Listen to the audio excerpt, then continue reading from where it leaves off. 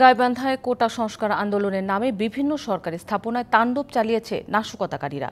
সময়ের সাথে সাথে ফুটে উঠছে সহিংসতার ধ্বংসযজ্ঞের চিত্র।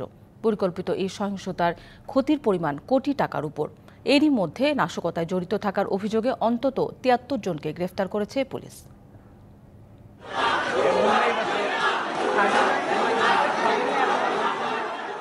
কয়েকদিন আগে শিক্ষার্থীদের কোটা আন্দোলনের আড়ালে নারকীয় তাণ্ডব চলে গাইবান্ধায়ও।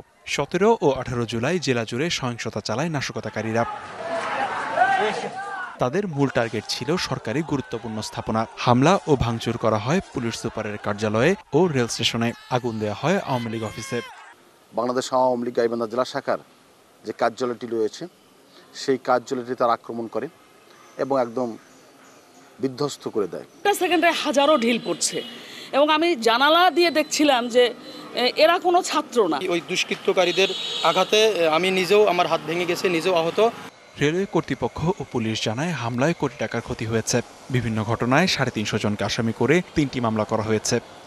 ওরা ঢুকতেই ভাঙচুর করা শুরু করছে। তখন আমরা ঘরের ভেতর ঢুকলাম। ঘরের ভেতর ঢোকার পরে তারপরে বাইরে 2-3 মিনিটের মধ্যে গ্লাসটা ভাঙি টাঙি পরে আমরা সিসিটিভিতে যেটা দেখছি সেটা আসলে সব আছে না। কিছু উশৃঙ্খল বিক্ষোভকারী তারা পুলিশের উপর অতর্কিতভাবে ইট এবং রেললাইনের পাথর নিক্ষেপ শুরু করেন। এটা প্রাথমিকভাবে যেটা জানা যাচ্ছে যে এটা শিক্ষার্থীর ভিতরেও কিছু দুষ্কৃতিকারী ছিল যারা এই ঘটনার নেপথ্য থেকে কাজ করেছে।